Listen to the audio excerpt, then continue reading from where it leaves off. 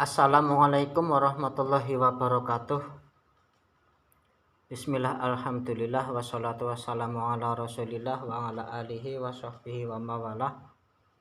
Wala hawla wala quwata illa billah, amma ba'du.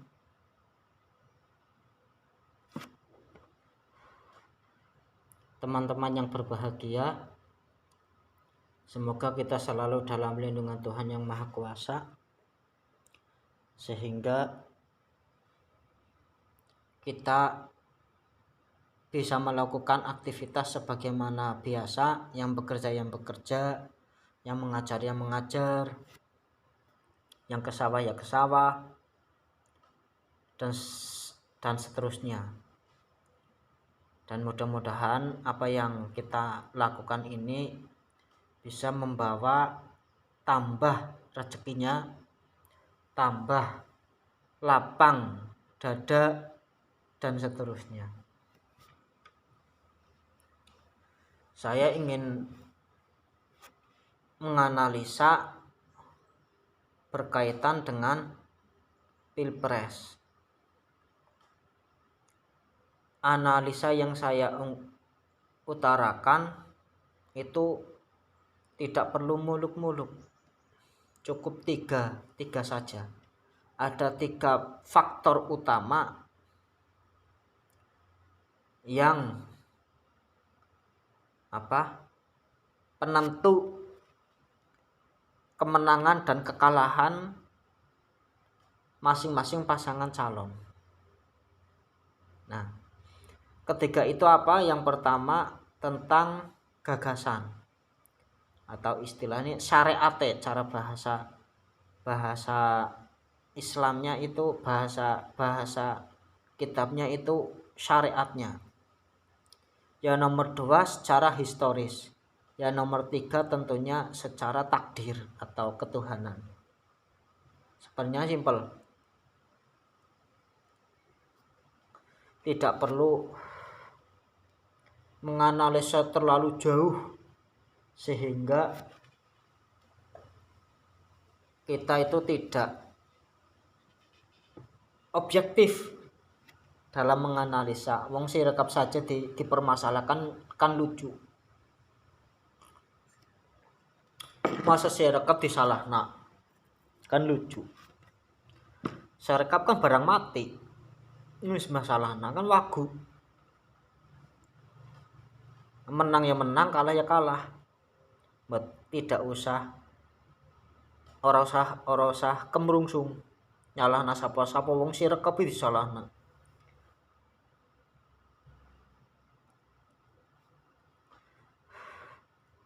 Nah, membahas kekalahan, sekarang yang paling buncit Pak Ganjar Mahfud. Pak Ganjar Mahfud ini sebenarnya orang baik, orang tegas. Tetapi kenapa kok kalah? Nah, ini saya pandang dari sisi syariatnya atau gagasannya. Untuk pasangan nomor 3 itu belum menemukan gagasan, kesimpulan daripada gagasan yang akan dilakukan oleh paslon nomor 3 itu belum menemukan. Sehingga ketika ditawarkan masih abu-abu. Katanya sacet tapi ternyata abu-abu. Berbeda dengan pasangan 1 dan pasangan 2. Pasangan 1 itu ada perubahan, pasangan 2 itu ada kelanjutan. Kalau pasangan 3 belum punya gagasan, tapi secara konkret disimpulkan itu belum menemukan titik temunya. Itu yang nomor 1. Jenis gagasan, analisa 1. Yang nomor 2,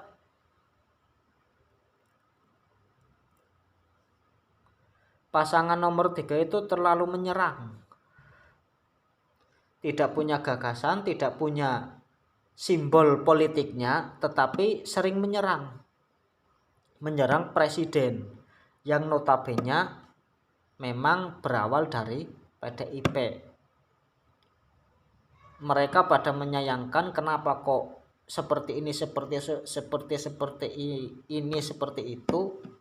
Ternyata dari pihak pendukung paslon nomor 3 itu tidak mawas diri, tidak berintrospeksi diri. Itu selalu menyerang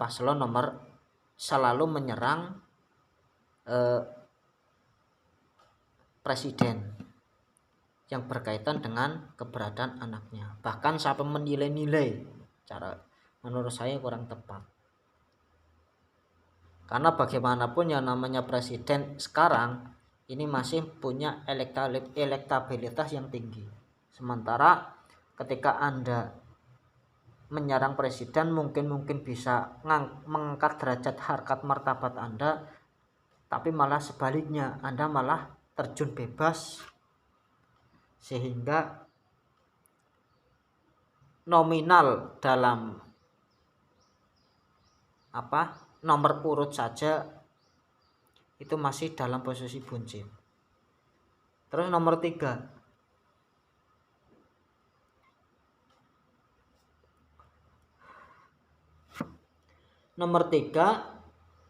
pasangan nomor 3 ya, ini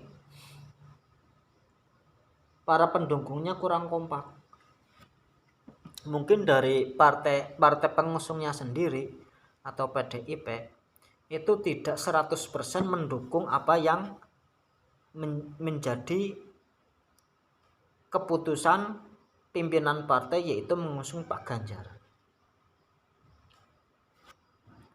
Ini tidak semua menginginkan Pak Ganjar jadi capres, bahkan malah mengangkat Pak Mahfud. Nah, itu untuk Pak Mahfud memang dalam posisi hukum dia adalah bidangnya, tetapi dalam sisi perekonomian saya kira beliau belum bisa menguasai secara penuh, sehingga ketika kemarin itu debat itu seolah-olah kewalahan.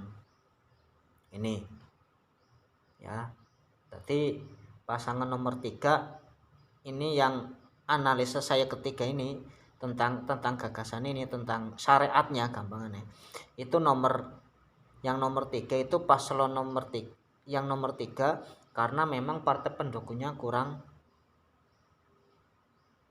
ya orang partai open lah, masih abu-abu, arep milih Jokowi apa milih Ganjar itu masih abu-abu, gelem ora gelem ngono dipikir dewek. Itu nomor 3. Sehingga karena nggak punya kesimpulan dari apa yang dia gagaskan, sehingga biasanya mukur nyerang, sementara pendukungnya kurang solid. Katanya partai paling solid. Memang secara kepartean unggul, tetapi kenapa kok jeblok ya seperti itu? Karena pasangan calonnya itu tidak semuanya didukung oleh pengikut partai itu. Yang nomor 2, kenapa kok paslon nomor 1 itu kalah? Oh ini ya, kembali ke secara historisnya. Secara historisnya pasangan nomor 3 kan pernah berkuasa selama 10 tahun, yaitu semenjak kepemimpinan Pak Jokowi. Ditambah lagi kepemimpinan Ibu Megawati ketika mengganti Gus Dur dari menjadi posisi presiden. Berarti kalau dihitung berapa? 3,5 tahun lah, 13,5 tahun lah. Itu sudah lebih itu. Nah, secara historisnya apapun yang terjadi dilalah nek wis wayahe 10 tahun ya wis. nek wis wayahe rong periode ya wis. Karena apa? Itu sesuai dengan kaidah sistem demokrasi tapi sing reformasi, bukan demokrasi sebelumnya. Ada orde baru, ada orde lama. Kalau orde lama kan Soekarno menginginkan selamanya. Presiden Soekarno itu selamanya, bahkan sampai akhir hayatnya. Walaupun kenyataannya pada akhir hayatnya itu digulingkan. Begitu juga Pak Harto selama 32 tahun. Ini belum masuk sistem reformasi yang mana presiden itu diperbolehkan mencalon hanya 2 periode. Mungkin kalau mbien Pak Ganjar golek nyalon pas zamannya sedurunge reformasi, sehingga urung ana sistem kudus rong periode, mungkin esi bisa. Tapi kan kenyataannya nggak seperti itu. Dari sistem sisi historisnya ya, sudah ada partai yang pernah berkuasa selama 10 tahun, dan kenyataannya setelah 10 tahun kemudian itu malah partainya anjlok, yaitu Demokrat. Pak SBY selama 10 tahun, tapi setelah 10 tahun mengangkat harkat martabat partai, itu masih bisa PKB malah. Sekarang PKB nomor 4 urutannya. PDI, Golkar, Gerindra, PKB. Malah sekarang Demokrat setara dengan PKS, Nasdem, seperti itu. Karena apa? Yaitu secara historis sudah pernah memimpin selama 2 periode. Nah ini PDIP juga seperti itu, walaupun kenyataannya suaranya paling banyak, menang secara kepartaian, tapi ternyata secara hitungan paslon ternyata di paling buncit. Yaitu karmane karena sudah 10 tahun, sudah 2 periode, ya paling tidak memberikan kesempatan kepada yang lain untuk memimpin, kayak gitu maksudnya. Itu analisa saya. Terus untuk pasangan nomor 1, yaitu pasangan Amin, Anies Baswedan dan Gus Muhaimin. Kenapa kok dia kalah?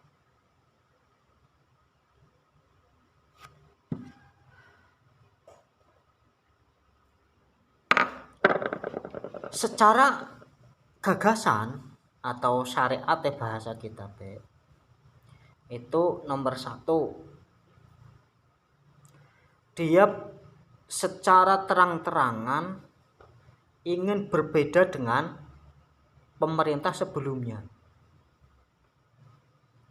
ingin berbeda atau merubah tatanan kepemerintahan yang sebelumnya. Ini karena apa? Identiknya yang namanya perubahan itu merubah total, entah yang baik ataupun bahkan yang baik yang sudah berjalan pun bisa dirubah. Ini hendaknya kayak gini, pasangan nomor 1 ikuti apa yang telah diungkapkan oleh Nabi, syar'una syar'umman qoblana. Gerakan saya, gagasan saya itu ya sebagaimana gerakan atau gagasan pemimpin sebelum saya. Walaupun di tengah-tengah Anda saumpama jadi presiden, ada beberapa yang dirubah, tentunya seperti itu. Jangan malah menentang perubahan berarti identiknya perubahan secara total. Entah yang sudah berjalan bisa dirubah, bahkan yang lagi dalam tahap pengerjaan seperti IKN itu malah jadi gagal total. Nah ini bahaya buat jenengan. Nah ini ya, secara gagasan perubahan itu ya lebih baik daripada pasangan nomor 3 yang tidak punya gagasan. Makanya kenapa kok pasangan nomor 2 itu lebih unggul daripada pasangan nomor 3? Karena pasangan nomor 2, nomor 1 ya. Kenapa kok pasangan nomor 1 lebih unggul daripada pasangan nomor 3? Karena pasangan nomor 1 itu punya gagasan walaupun gagasannya bertentangan dengan pemerintah saat ini. Tuh. Ya. Kalau memang Anda menerapkan bahwa tetap melanjutkan dan perbaikan mungkin seperti itu ya. Jadi untuk pasangan nomor 1 seolah-olah itu merubah semuanya. Walaupun kenyataannya nanti apa-apa yang jadi kebijakan pemerintah pada saat ini atau sebelumnya tetap ada yang dijalankan, tapi kan sudah terframing bahwa ini perubahan. Lebih dulu guys. Ya, ini cukup ini aja. Perubahan itu memang bermasalah. Terus secara historis ya belum ada presiden di luar Jawa. Belum ada presiden yang berasal dari luar Jawa. Bahkan Pak Anies saja itu bukan Indonesia pada dahulunya, keturunan luar. Nah, hanya saja pas kakeknya Pak Anies Baswedan itu sempat tinggal di Indonesia ketika pas kemerdekaan. Tuh. Jadi darahnya bukan darah Indonesia asli. Ya mungkin kakek-kakeknya mungkin ada, tapi kenyataannya bukan darah Indonesia. Wong ibaratnya darah Indonesia tapi bukan darah Jawa. Contohnya Pak Yusuf Kala nyatanya juga kalah. Tetapi kalau disandingkan jadi wakil mungkin bisa jadi. Contoh Pak JK dijadikan wakil 2 kali jadi terus. Tapi ketika nyalon jadi presiden tidak jadi. Ya. Itu terus Pak Habibie jadi presiden hanya selama 6 bulan. Nah, karena memang ya belum tahu, nggak tahu sih secara historisnya kenapa kok harus orang Jawa. Tapi seperti itu. Ini dari sisi Pak Aniesnya. Kalau sisi Pak Muhaimin secara struktural dalam gerakan Nahdlatul Ulama, saya kira dia belum pernah masuk dalam sistem kepengurusan struktural, sehingga seolah-olah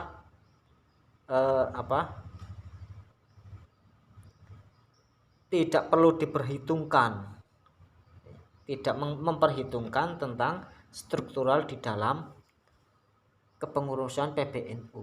Contoh kayak siapa? Kiai Ma'ruf Amin itu sudah mempunyai pengikut di luar partai. Kalau Pak Muhaimin kan pengikutnya di partai. Apalagi secara historis lagi pernah bersengketa dengan Gus Dur. Siapapun yang bersengketa dengan Gus Dur biasanya nuwun sewu dadi gelandangan politik. Contohnya Pak Amin Rais. Nah, ini maaf. Bukan berarti menjelek-jelekan, tapi kan image orang Nahdliyin itu sudah tidak patia ngefan lah gitu. Mulanya kenapa kok sering berseberangan dengan PBNU? Kalau memang dulu PBNU-nya dipegang oleh Kiai Said ya mungkin masih bisa karena ya satu haluan. Ini ya dari sisi Caiminnya. Nah terus kenapa kok yang menang Pak Prabowo? Kenapa kok ya unggul itu Pak Prabowo dan Mas Gibran? Padahal sudah kita ketahui lah beberapa waktu yang lalu banyak sekali insiden-insiden menjelang pemilu. Sudah tahu lah kenapa kok menang. Ini para pemirsa jangan suudzon dulu. Kenapa kok Pak Prabowo mengambil Gibran untuk jadi wapres? Ini jenengan harus tahu. Kalau memang Anda ingin bijaksana. Gitu. Terus secara gerakan gagasan yang ditawarkan oleh Pak Prabowo itu lebih mudah diterima, dicerna oleh kalangan bawah. Perlu diingat yang namanya kalangan bawah itu mendominasi di dalam negara Indonesia. Kalangan bawah itu mendominasi, bukan hanya kalangan intelektual. Tuh.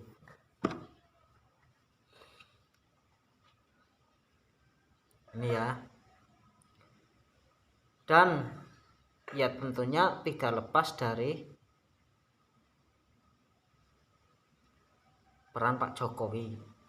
Ini dari sisi gerakannya itu lebih mudah atau syariatnya lebih mudah untuk diterapkan, lebih mudah untuk dicerna oleh masyarakat bawah, yaitu menyelanjutkan apa yang sudah ada. Walaupun nanti kenyataannya berubah, yaitu urusan mereka, yang penting berkelanjutan. Ini yang paling mudah untuk dilakukan, untuk diterima oleh masyarakat kalangan bawah. Kalau menyekolahkan warga miskin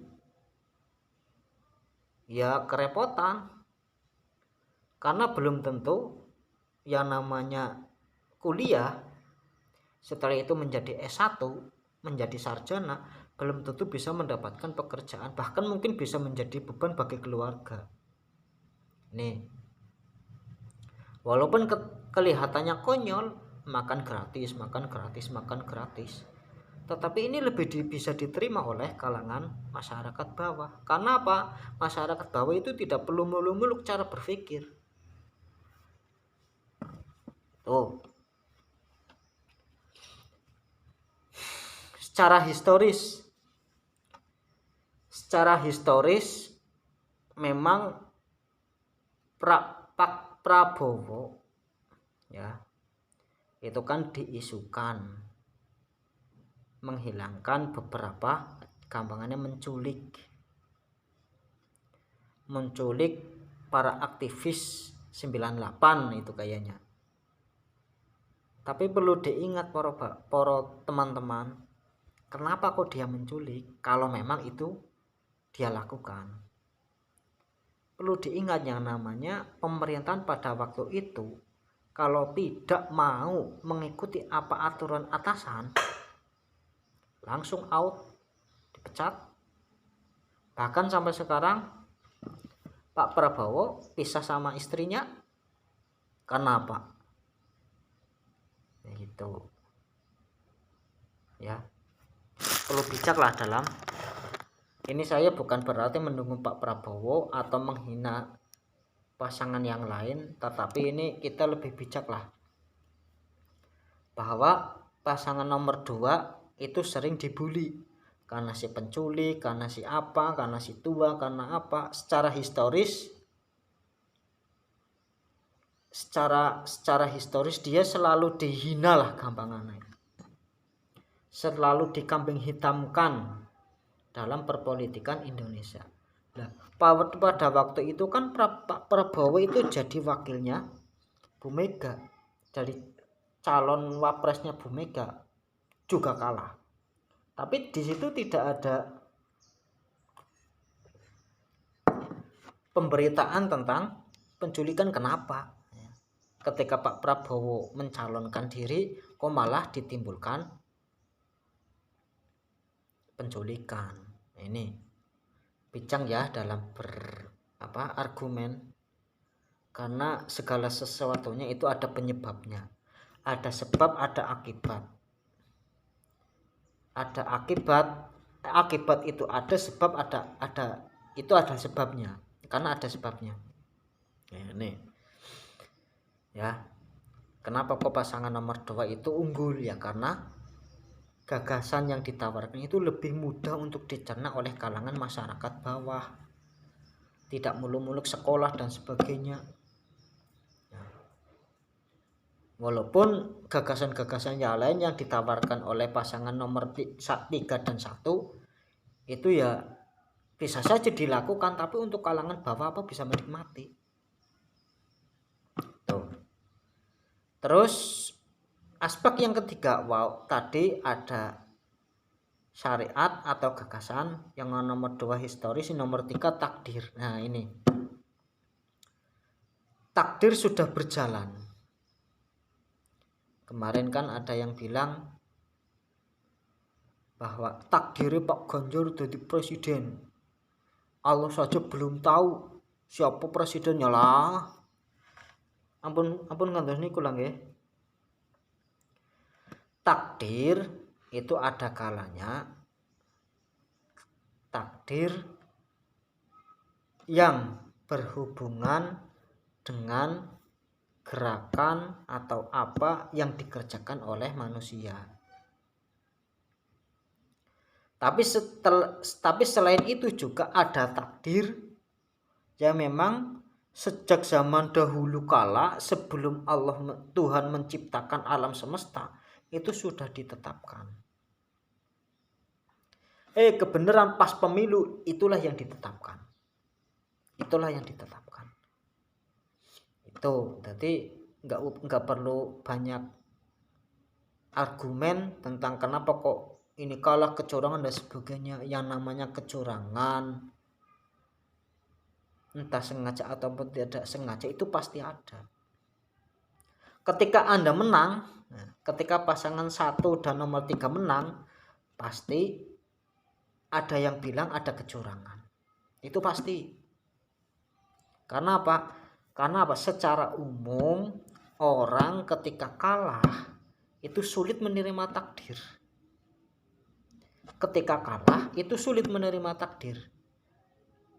Nah, makanya kecerdasan intelektual saja itu tidak cukup, harus diimbangi dengan kecerdasan spiritualnya juga.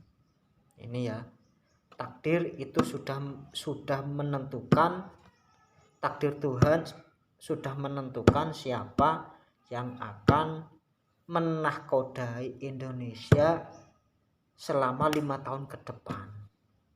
Plus minusnya tetap ada. Tidak perlu menakut-nakuti warga kalau Pak Prabowo jadi ini akan seperti ini. Kalau nanti Pak Ganjar jadi seperti ini. Kalau Pak Anies jadi seperti ini. Enggak usah menakut-nakuti. Enggak usah menakut-nakuti. Karena apa? Bagaimanapun siapapun yang terjadi, yang jadi, itulah yang terbaik untuk negara tercinta kita, Indonesia. Demikian ulasan tentang analisa tentang pasangan 1, 2, dan 3. Bagi yang kalah, berbesar hatilah, karena yang namanya berjuang tidak harus jadi presiden. Berjuang untuk negeri bukan tidak harus jadi presiden, bisa jadi apa saja. Demikian apa yang saya ulas, mungkin ada manfaatnya. Assalamualaikum warahmatullahi wabarakatuh.